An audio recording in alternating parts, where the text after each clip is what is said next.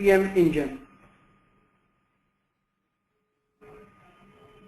Now I'll take you through in brief about all the key components of the ECM and BPM suite. First is OmniScan. OmniScan is the content capture tool using which content can be captured through multiple sources. Once the content is captured, it can be uploaded to the document management repository or it can be uploaded to the workflow engine for processing. OmniFlow is our BPM engine using which the data captured is processed through multiple stages. There you can define multiple steps, you can define various validations, exceptions, all kind of routing scenarios and the business rules. The process data as well as all the outcomes can be monitored through dashboards which can be defined using OmniBAM, and then you can also define when these reports needs to be sent to which users.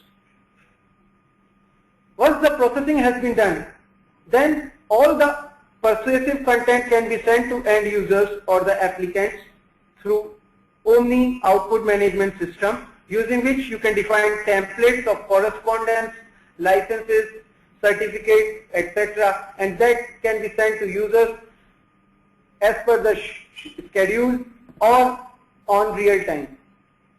Finally, the complete content is archived into a record management system for long-term preservation, where you can define your retention and disposition policies, and as well as you can do physical tracking of the documents.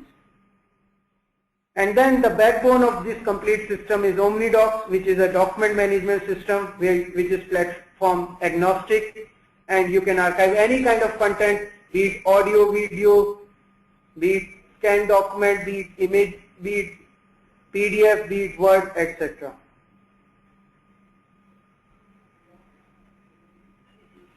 This is the scanning interface. OmniScan is available both as a thick client as well as web-based solution. You can do automatic extraction of data using technologies like barcode, OCR, ICR, MICR.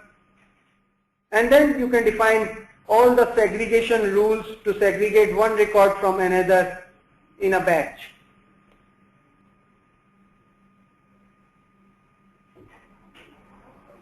OmniDocs document management system helps an organization to archive documents in a repository.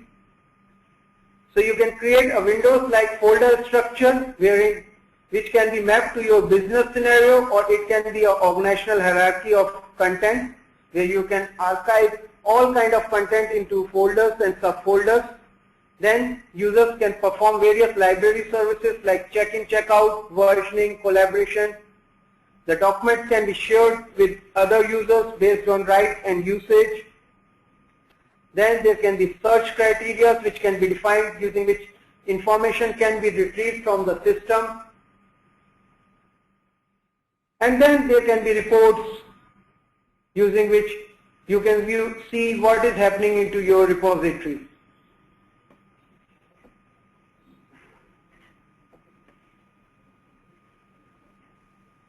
Our record management system is based on DoD 5015.2 and VERS standard. It has been certified for both of these standards.